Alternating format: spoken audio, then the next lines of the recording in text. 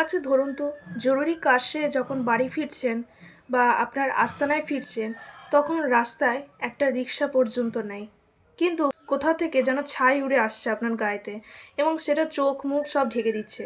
কিন্তু কিছুক্ষণ পর যদি বুঝতে পারেন ছাইটা আসলে কাঠ পোড়া ছাই এবং তা যদি রিক্সাওয়ালার গা থেকে আসে, তাহলে কেমন লাগবে?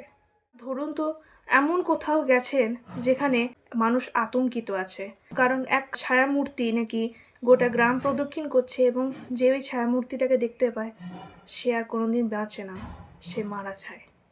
তাহলে কেমন লাগবে? তো কথা বলছি অভীক সরকারের লেখা খোঁড়া বৈরবীর মাঠ।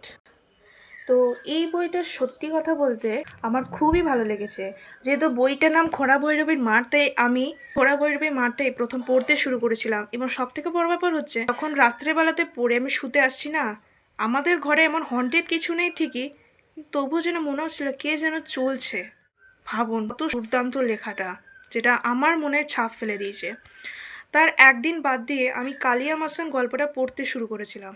মহুয়া বলে একটি মেয়ের ঘুগনি ফুচকা যেখানে সেখানে খাওয়ার অভ্যাস ছিল, এবং তার সঙ্গে তার জীবনে এমনই একটা ঘটনা ঘটে, সেই ঘটনার জন্য সে তার অভ্যাসটাকে ছেড়ে দেয়।